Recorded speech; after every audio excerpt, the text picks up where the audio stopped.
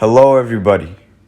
If you have an income from W-2 only, no income from your business or trade or stocks or any other source of income, and your income is less than $400,000 for married filing jointly, or $200,000 for other cases, you can use this method to estimate your tax return.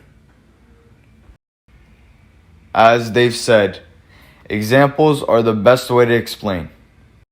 I am going to take an example of an employee with 2 children under 17 years old that have a social security number and have a W-2 form with $35,000 as an income.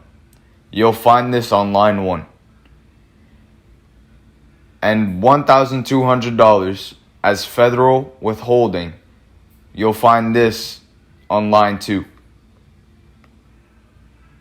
So now we are going to start tax return calculations for this employee.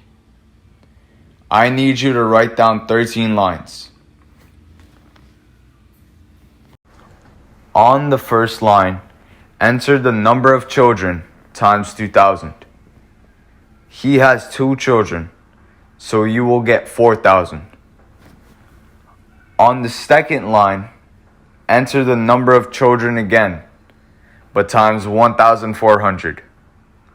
You will get 2,800. On line 3, enter the income from the W-2 form, which we assume is $35,000. On the fourth line, enter the federal withholdings from the W-2 form.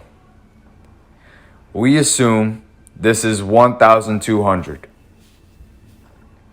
On line 5, enter the standard deduction. This deduction varies according to the filing statute.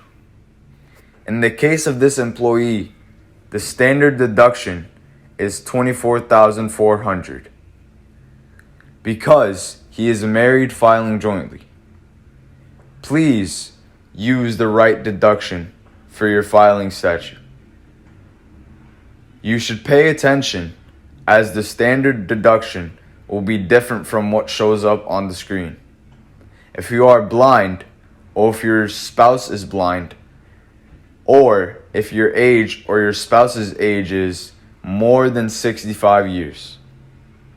On line 6, subtract the 5th line from the 3rd line. You will get 10,600. The IRS calls this amount taxable income. You'll need this line for the following line. On line 7, we are going to calculate the tax. Please use this tax table to figure out your tax. For example, in our case, where taxable income, line 6, is 10,600, and the filing statute is married filing jointly, the tax will be 1,060. You need to figure out your tax according to taxable income. Line 6, not your income. Line 3. On line 8, enter the child credit. This equals the smallest of line 1 or line 7. So, line 8 will be 1,060. On line 9, subtract line 8 from line 7. The IRS calls this the total tax. So line 7 minus line 8 is 0. Enter 0 on line 9 and move on to line 10. On line 10, calculate your earned income credit. You can use your income, line 3, and those 2 tables showing up on the screen to figure out your credit. For example, an employee without children and his filing statute is single and his income is less than $6,920. The applicable rate for obtaining this credit is 7.65%. That means A times I, but if his income is between 6,920 and 8,650, his credit will be C, which is the highest value of earned income credit, which is 529 in this case.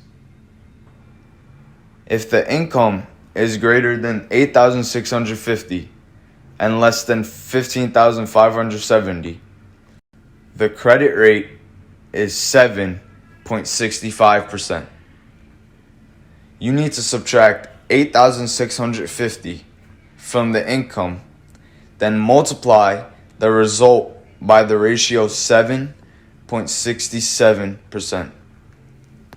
Then subtract what you've got from the maximum value of credit, which equals 529 as shown on the table. In our example, we have an employee. His filing statute is married filing jointly. He makes $35,000 and he has 2 children. So his earned income credit will be $3,684. We got this amount using this method. Please note, you must check if you're eligible to receive this credit, because there are some things that may prevent you from getting this credit. For example, you cannot get this credit if you are married filing separately, or if you do not have a social security number. On line 11, add additional children credit.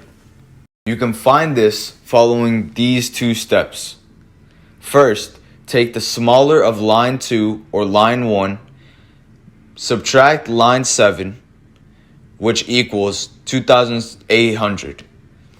Then, take the smallest between the obtained result and the income minus 2,500 times 15%. That means the smallest between 2,800 and 4,875. So, enter 2,800 on line 11. On line 12, add line 4 and 10 and 11. The total of these lines is called total payment, which means 1,200 plus 3,684 plus 2,800. You will get 7,684. Please enter this total on line 12. Move on to the last line. On line 13, which is the last step, compare line 9 and line 12. If line 12 is greater than line 9, that means you will get a refund of line 12 minus line 9, which is 7,684. This is what we have in our example. But if line 9 is more than line 12, subtract line 12 from line 9. The result is the amount you owe. Thus, as you have seen, we are able to calculate the tax return manually without using the programs. However, it should be noted that this method only works with workers who obtained only a W-2 form and have no other source of income. It also only works with workers who received an income of $400,000 or less for married filing jointly, and $200,000 for other cases. Hope you find this method easy and helpful. Thanks for watching. Goodbye.